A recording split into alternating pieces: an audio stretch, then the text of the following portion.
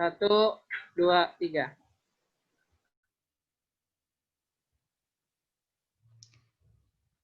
Assalamualaikum warahmatullahi wabarakatuh. Sebelumnya perkenalkan kami dari kelompok 10 yang beranggotakan saya Putri Mayangsari. Dan saya Adit Andrizal. Jadi di sini kami akan mempresentasikan mengenai hasil dari pemakalah kami yang berjudul menggunakan model Student Teams Achievement Division dalam salah satu pokok bahasan kimia. Salah satu pokok bahasan kimia yang kami ambil di sini adalah ikatan kimia. Jadi pertama-tama, puji syukur kehadirat Allah Subhanahu wa Ta'ala yang telah memberikan kesehatan dan kesempatan kepada kami hingga kami dapat mempresentasikan pemakalah kami pada hari ini. Oke, baik, kita langsung saja. Sebelum kita ke materi bagaimana sih cara menggunakan model Student Teams Achievement Division ini, terlebih dahulu kita akan mempelajari mengenai definisi dari belajar. Jadi, belajar itu adalah sebuah usaha yang dilakukan seseorang semenjak lahir untuk memperoleh suatu perubahan tingkah laku sebagai hasil pengalaman dari interaksinya dengan lingkungan. Nah, belajar ini dapat terjadi dimanapun dengan cara apapun. Nah, seseorang yang telah melakukan aktivitas belajar ini ditandai bahwa ia telah memperoleh perubahan dalam dirinya dan akan memperoleh pengalaman baru dalam hidupnya. Selanjutnya, faktor-faktor apa saja sih yang mempengaruhi belajar? Yang pertama adalah faktor internal atau dari dalam diri siswa, yakni keadaan atau kondisi jasmani dan rohani siswa. Selanjutnya adalah faktor eksternal atau dari luar siswa, yakni kondisi lingkungan di sekitar siswa. Dan yang terakhir dan masih berhubungan dengan kedua faktor ini adalah faktor pendekatan belajar, yakni jenis upaya belajar siswa, untuk yang meliputi strategi dan metode kita dalam mengajari mereka. Dari ketiga faktor-faktor yang mempengaruhi belajar ini, yang paling berpengaruh adalah faktor dari eksternal atau dari lingkungan sekitar siswa. Jadi, tugas kita sebagai guru ini adalah memberikan lingkungan yang nyaman, aman bagi para siswa untuk bisa belajar dengan aktif dan dapat mengeluarkan kemampuan secara maksimal dari mereka sesuai tujuan yang kita inginkan. Oke, selanjutnya kita akan masuk mengenai model pembelajaran kooperatif tipe Student Teams Achievement Division. Yang pertama, itu model pembelajaran kooperatif. Kooperatif ini adalah model pembelajaran di mana siswa belajar dalam kelompok-kelompok kecil yang memiliki tingkat kemampuan yang berbeda. Cooperative learning berasal dari kata kooperatif yang artinya mengerjakan sesuatu secara bersama-sama dengan saling membantu satu sama lain sebagai satu kelompok tim. Dalam istilah bahasa Indonesia dikenal sebagai pembelajaran kooperatif. Nah, menurut Johnson & Johnson 1994, cooperative learning ini adalah mengelompokkan siswa agar siswa dapat bekerja sama dengan kemampuan secara maksimal yang mereka miliki dengan berinteraksi satu sama lain dalam mempelajari pembelajaran dalam kelompok tersebut. Oke, selanjutnya adalah pengertian model pembelajaran. Tadi telah saya jelaskan mengenai belajar. Belajar itu merupakan suatu proses perubahan dalam diri siswa. Nah, belajar ini berbeda dengan pembelajaran. Jadi pembelajaran ini adalah prosesnya. Ya, ini proses yang disengaja yang menyebabkan peserta didik belajar pada suatu lingkungan belajar untuk melakukan kegiatan pada situasi tertentu. Nah, selanjutnya itu adalah model pembelajarannya. Model pembelajaran ini merupakan kerangka konseptual yang melukiskan prosedur yang sistematis dalam mengorganisasikan pengalaman belajar untuk mencapai tujuan belajar tertentu dan berfungsi sebagai pedoman kita sebagai guru ke depannya ingin merancang atau melaksanakan aktivitas belajar mengajar itu seperti apa. Oke, selanjutnya adalah konsep-konsep pembelajaran kooperatif. Nah, menurut Safin ini, ada 3 konsep pembelajaran kooperatif guna mencapai hasil yang maksimal. Yang pertama adalah penghargaan kelompok. Penghargaan ini diperoleh jika kelompok mencapai skor di atas kriteria yang ditentukan. Keberhasilan kelompok didasarkan pada penampilan individu sebagai anggota kelompok dalam menciptakan hubungan antar individu yang saling mendukung, membantu, dan peduli. Selanjutnya adalah pertanggungjawaban individu. Pertanggungjawaban ini tergantung dengan aktivitas anggota yang saling membantu dalam belajar. Nah, adanya pertanggungjawaban individu juga akan menjadikan setiap anggota ini siap untuk menghadapi tes atau pertanyaan ataupun tugas-tugas lainnya yang kita berikan tanpa bantuan dari teman sekelompoknya.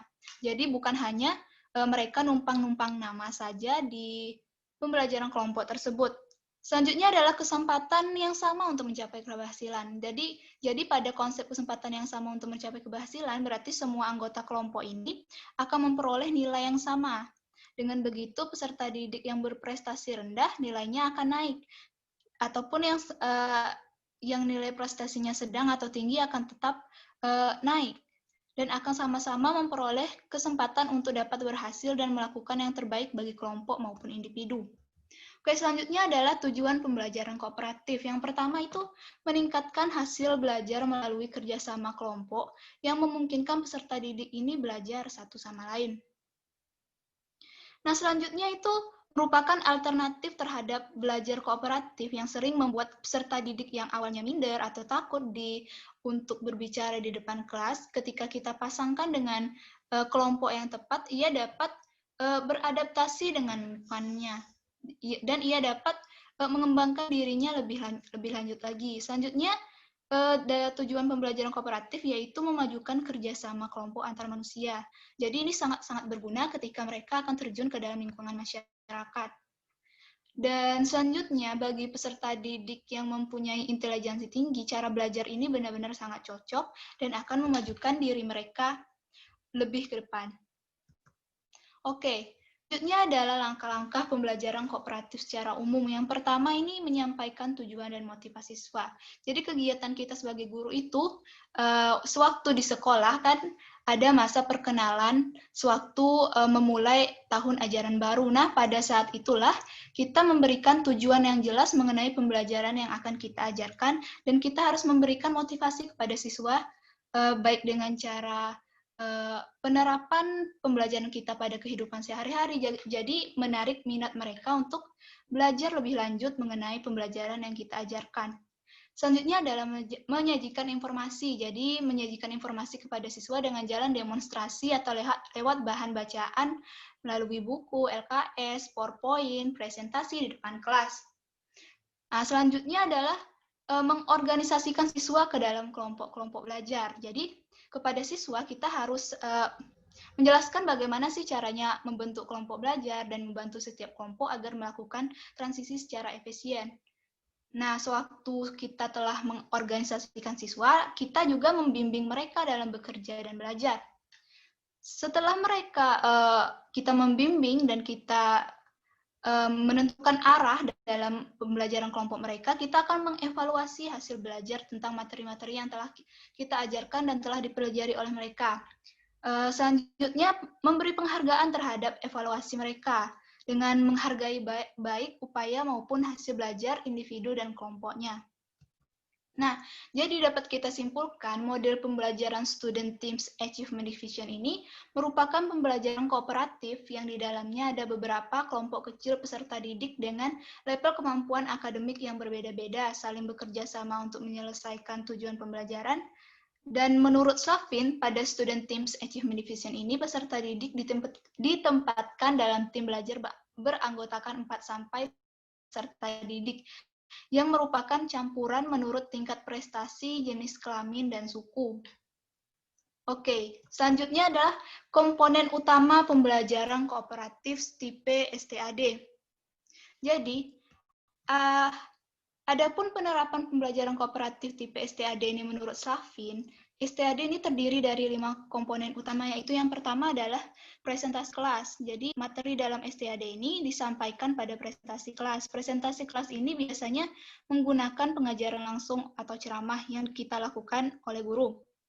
Nah, presentasi kelas ini dapat pula menggunakan audiovisual, media-media seperti yang menarik, dan presentasi kelas ini meliputi 3 komponen, yaitu pendahuluan, pengembangan, dan praktek terkendalinya.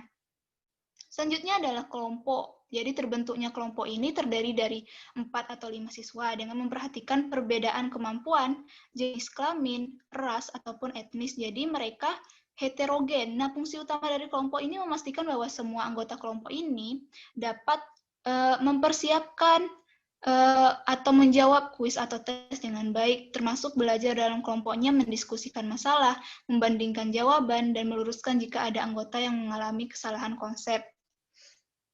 Selanjutnya adalah tes. Nah, kuis atau tes ini setelah beberapa periode presentasi kelas dan kerja kelompok, kita memberikan siswa kuis individual. Jadi kita tidak memperkenankan siswa itu untuk saling membantu satu sama lain.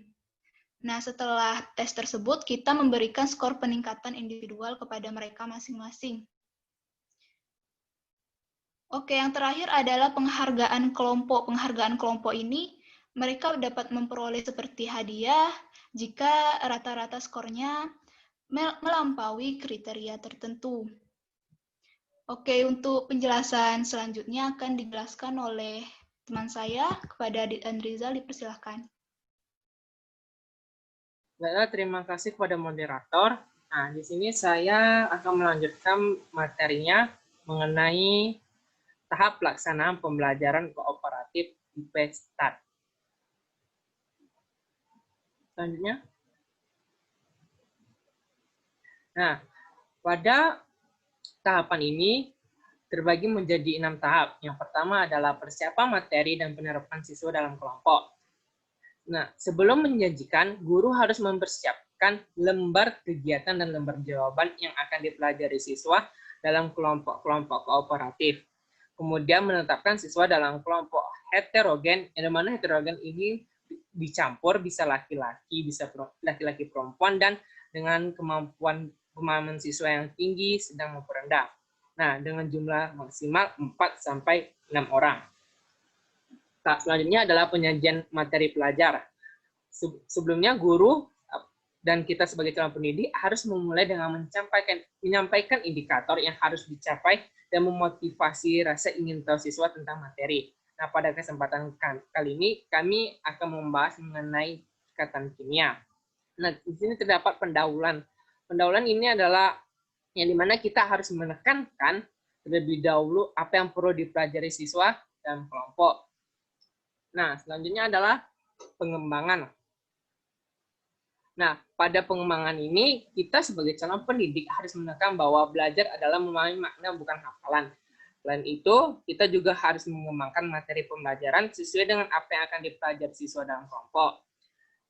Hanya memberikan umpan balik sesering mungkin untuk mengontrol pemahaman siswa, seperti memberikan contoh atau memberikan pertanyaan kepada siswa. Setiap diselang-selingkan. Nah, selanjutnya adalah memberikan penjelasan mengenai jawaban pertanyaan itu benar atau salah. Selanjutnya beralih kepada materi. Selanjutnya apabila siswa telah memahami permasalahan yang ada. Nah, selanjutnya sini adalah latihan terbimbing. Pada latihan terbimbing kita bisa menyuruh semua siswa mengerjakan soal yang nanti akan kita berikan. Nah, selanjutnya kita memanggil siswa secara acak untuk menuliskan pertanyaan tersebut. Selanjutnya. Nah, selanjutnya ada tahap belajar kelompok. Nah, pada tahap belajar kelompok ini, tugas anggota kelompok adalah menguasai materi yang diberikan guru dan membantu teman satu kelompok untuk menguasai materi tersebut. Siswa diberi lembar kegiatan yang dapat digunakan untuk melatih keterampilan yang sedang diajarkan untuk mengevaluasi diri mereka dan teman satu kelompok. Nah, selanjutnya ada tahap kuis. Nah, kuis ini dilakukan selama 45 menit sampai 60 menit secara mandiri untuk menunjukkan apa yang telah siswa pelajari selama bekerja dalam kelompok. Nah, hasil evaluasi digunakan sebagai nilai perkembangan individu dan disambungkan sebagai nilai perkembangan kelompok. Selanjutnya. Nah, di sini ada tahap skor perkembangan. Nah, satu periode penilaian itu ada terdiri dari 3-4 minggu. Dilakukan perhitungan ulang skor evaluasi sebagai skor awal siswa yang baru. Kemudian dilakukan perubahan kelompok agar siswa dapat bekerja dengan teman yang lain. Nah, pada perhitungan skor ini, Dilakukan dengan cara menjumlahkan masing-masing perkembangan skor individu dan hasilnya dibagi sesuai jumlah anggota kelompok. Nah, selanjutnya adalah penghargaan kelompok. Menurut Slavin 1995, guru memberikan penghargaan pada kelompok berdasarkan perolehan nilai atau peningkatan hasil belajar dari nilai dasar awal ke nilai kuis atau tes setelah siswa bekerja dalam kelompok. Nah, penghargaan ini bisa diberikan seperti kelompok baik, kelompok hebat, maupun kelompok super. Selanjutnya itu adalah media pembelajaran. Media pembelajaran ini adalah untuk membantu siswa untuk memahami materi yang akan diberikan nantinya. Selanjutnya. Nah, pengertian media. Kata media berasal dari bahasa Latin dan merupakan bentuk jamak dari kata medium yang secara harfiah berarti perantara atau pengantar. Dengan demikian, media merupakan wahana penyalur informasi, belajar, atau penyalur pesan. Selanjutnya. Nah, macam-macam media. Nah, macam-macam ini yang pertama dilihat dari jenisnya. Yang pertama adalah media auditif, yang dimana media ini adalah mengandalkan kemampuan suara saja, seperti contoh radio atau piring hitam. Nah, selanjutnya adalah media visual. Nah, media visual ini hanya mengandalkan indera penglihatan kita, seperti film rangkai, foto, atau lukisan. Nah, yang ketiga adalah media audio visual, yang dimana media ini menggunakan indera penglihatan kita dan suara, seperti film atau video kaset. Nah, macam-macam media bisa dilihat dari daya liputnya. Yang pertama adalah media dengan daya liput luas dan serentak, di mana media ini tidak terbatas oleh tempat dan ruang seperti radio dan televisi. Nah, yang kedua adalah media dengan daya liput yang terbatas oleh ruang dan tempat. Yang ketiga adalah media untuk pengajaran individual. Nah, pengajaran individual ini bisa seperti pengarahan melalui komputer. Nah, macam-macam media yang lainnya bisa dilihat dari bahan pembuatannya. Yang pertama, media sederhana. Media sederhana ini harganya itu murah dan cara pembuatan juga mudah, serta penggunanya yang tidak terlalu sulit. Sedangkan pada media kompleks, harganya yang mahal dan cara pembuatannya susah, serta penggunaannya memerlukan keterampilan yang memadai. Selanjutnya. Nah, selanjutnya adalah keuntungan dan kelemahan pembelajaran kooperatif IPSTAT. Tidak semua model pembelajaran memiliki keuntungan, pasti juga memiliki kelemahan. Berikut ini adalah keuntungan dan kelemahannya. Yang pertama adalah keuntungan pembelajaran kooperatif model STAT. Nah, yang pertama keuntungannya adalah siswa bekerja sama dalam mencapai tujuan dengan menjunjung tinggi norma-norma kelompok. Yang kedua, siswa dapat aktif membantu dan mendorong semangat untuk sama-sama berhasil. Yang ketiga, siswa akan aktif berperan sebagai tutor sebaya untuk lebih meningkatkan keberhasilan kelompok. Yang terakhir adalah interaksi antar siswa seiring dengan peningkatan kemampuan mereka dalam berpendapat. Nah, selanjutnya adalah kelemahan pembelajaran kooperatif IPSTAT. Yang pertama, bila ditinjau dari sarana kelas, maka mengatur tempat duduk untuk kerja kelompok sangat menyita waktu. Nah, yang selanjutnya, jika jumlah siswa yang besar dalam suatu kelas menyebabkan guru kurang maksimal dalam mengemban kegiatan belajar, baik secara kelompok maupun secara perorangan.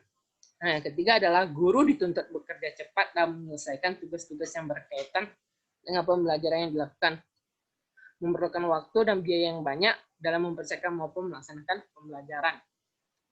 Yang keempat adalah membutuhkan kemampuan khusus guru sehingga tidak semua guru dapat melakukan pembelajaran kooperatif ini. Yang terakhir adalah menuntut siswa tertentu dari siswa, misalnya sifat suka bekerja sama.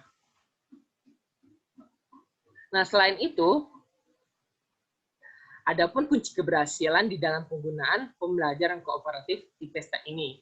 Berikut ini adalah persiapan guru dalam menggunakan mode pembelajaran ini. Yang pertama, guru harus memilih materi yang ada pada standar isi dengan melihat pengetahuan persyaratan siswa. Yang kedua, guru harus memilih materi yang ada pada standar isi dengan melihat minat siswanya. Yang ketiga, guru harus memilih materi yang ada pada standar isi yang memungkinkan untuk dilakukannya kuis yang dapat diujikan dan diskor dengan cepat. Nah, yang keempat, guru dapat menyusun tugas untuk anggota masing-masing kelompok, sehingga setiap anggota kelompok harus menyelesaikan tugas masing-masing dengan bertanggung jawab untuk kelompok masing-masing. Selain itu juga, para anggota masing-masing kelompok harus saling mendengarkan dan mengungkapkan pendapat masing-masing kelompok secara ikhlas. Yang terakhir, guru dapat membimbing siswa agar dapat berkomunikasi dengan kelompok lain secara bijaksana, sehingga melalui pembelajaran kooperatif tipe STEM ini dapat dikembangkan diskusi dan komunikasi dengan tujuan agar siswa dapat saling berbagi kemampuan, belajar berpikir kritis, menyampaikan pendapat, memberi kesempatan, menyalurkan kemampuan, membantu belajar, serta menilai kemampuan dan peranan diri sendiri maupun teman lain anggota kelompok. Nah, berikutnya yaitu model START dalam salah satu pokok bahasan kimia, yang pada kesempatan kali ini kami menggunakan materi ikatan kimia. Nah, pada pembelajaran START tadi, pada pembelajaran START yang sudah saya sebutkan dan disebutkan sebelumnya, pelajaran START ini adalah mengacu kepada belajar kelompok siswa, di mana menyajikan informasi akademik baru kepada siswa setiap minggu menggunakan presentasi verbal atau teks. Nah, siswa dalam satu kelas tertentu dipecah menjadi kelompok dengan anggota 4-5 orang. Nah, setiap kelompok haruslah heterogen, yang dimana terdiri dari laki-laki dan perempuan, serta yang kemampuan yang tinggi, sedang, dan rendah. Sehingga kelompok itu tidak berlalu mengandalkan satu orang saja. Selanjutnya adalah anggota tim menggunakan lembar kegiatan atau perangkat pembelajaran yang lain untuk menuntaskan materi pelajaran, dan kemudian saling membantu satu sama lain untuk memahami bahan pelajaran melalui tutorial, kuis, atau melakukan diskusi. Nah, diharapkan dengan pembelajaran START ini dapat meningkatkan motivasi, minat, dan rasa percaya siswa dalam pelajaran kimia, dan diharapkan dapat meningkatkan kekompakan untuk menuntaskan materi pelajaran dan pelajaran yang kerjasama. Nah, di sini kami akan menyampaikan materi ikatan kimia di PowerPoint. Teman-teman bisa melihatnya di sini. Nah, ikatan kimia kan terdiri dari ikatan ion, ikatan kovalen koordinasi, dan ikatan logam. Nah, cara kita menggunakannya, mengajar peserta didik nantinya dengan model START ini, yang pertama-tama kita harus membagikan kelompok dengan jumlah 4-5 orang dengan heterogen, yang dimana laki-laki, perempuan, dan kemampuan tinggi, rendah, maupun sedang. Nah, selanjutnya itu guru atau sebagai kita calon pendidik harus menyampaikan indikator. Nah, sebagai contoh indikator dalam ikatan kimia yaitu siswa dapat membandingkan ikatan ion, ikatan kovalen koordinasi, dan ikatan logam, serta sifatnya dengan sifat zat.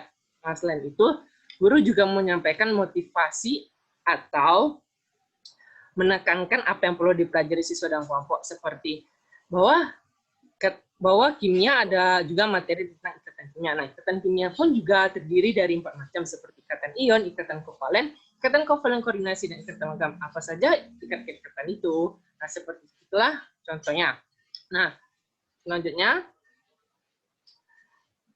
guru akan menyampaikan materinya terlebih dahulu secara umum, seperti ikatan kimia itu terdiri dari 4. Yang pertama adalah ikatan ion. Ikatan ion umumnya terbentuk antara atom-atom unsur logam dan atom unsur non-logam. Contohnya ada ikatan kovalen. Nah, ikatan kovalen ini terbentuk akibat kecenderungan atom-atom untuk menggunakan elektron bersama agar memiliki konfigurasi elektron seperti gas mulia terdekat.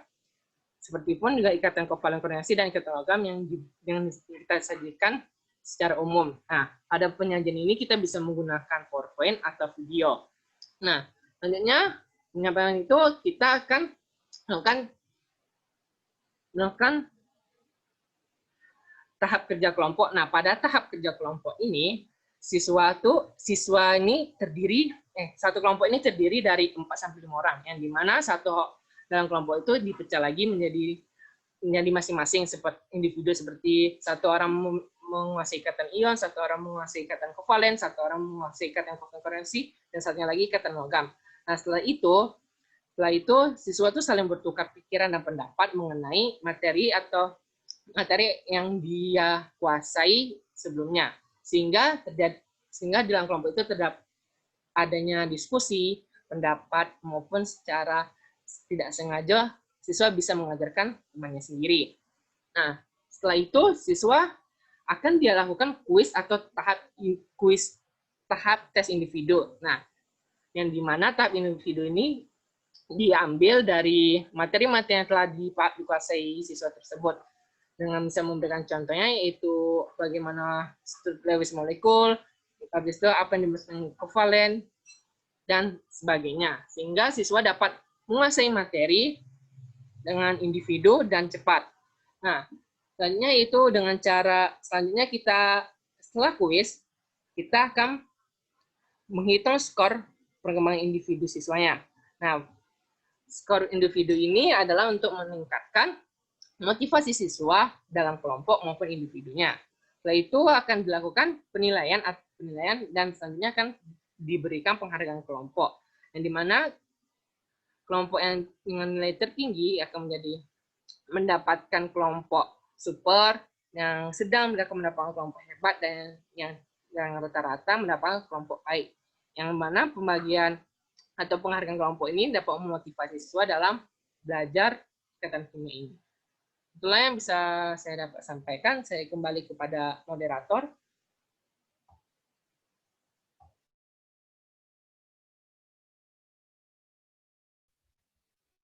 Oke, terima kasih kepada Adit Andriza. Penjelasannya cukup jelas sekali. Jadi demikianlah yang dapat kami sampaikan. Semoga bermanfaat bagi kita dan teman-teman semua. Dan mohon maaf apabila terdapat kesalahan kata. Wabillahi taufiq wal hidayah. Wassalamualaikum warahmatullahi wabarakatuh.